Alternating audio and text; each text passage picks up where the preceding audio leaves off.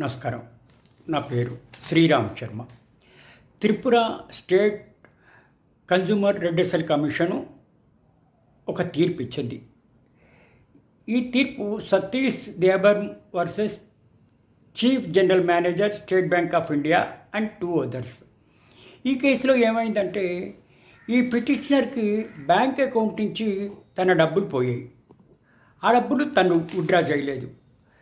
Withdraw చేయకపోయినా పోయినందుకు అడిగాడు, నేను ఈ డబ్బులు విత్డ్రా చేయలేదు, ఎవరో కాజేశారు, దీని బాధ్యత బ్యాంకుదే, కాబట్టి నా డబ్బులు వాపస్ ఇవ్వాలి అని అంటే వినిపించుకోకపోతే అతను స్టేట్ కమిషన్లో కంప్లైంట్ ఫైల్ చేశాడు.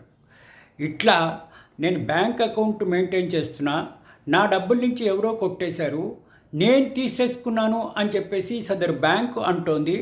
నేను అసలు డబ్బులే విత్డ్రా చేయలేదు, ఇది డెఫిషియన్సీ సర్వీసెస్ కింద వస్తుంది, కాబట్టి నా డబ్బులు వాపసు ఇచ్చేటట్టు, నష్టపరిహారం చెల్లించేటట్టు ఈ విధంగా ఆదేశాలు ఇవ్వాలి అంటే ఇరుపక్షాల వాదనలు విన్నా సదరు స్టేట్ కమిషను ఇది బ్యాంక్ తప్పిదమే, బ్యాంక్ సర్వీసెస్ డెఫిషియన్సీ కిందే వస్తుంది, కాబట్టి సదరు పిటిషనర్కి అతనికి పోయిన డబ్బులు వెనక్కి ఇవ్వాలి, ఖర్చులతో పాటు వడ్డీతో పాటు అని ఈ విధంగా తీర్పు ఇవ్వడం జరిగింది. ఈ తీర్పు ద్వారా మనకి తెలిసేది ఏంటి, మన బ్యాంక్ అకౌంట్ నుంచి ఎవరైనా థర్డ్ పార్టీ ఫ్రాడ్ చేసి డబ్బులు కొట్టేస్తే దాని బాధ్యత మంది కాదు, అది బ్యాంకుదే.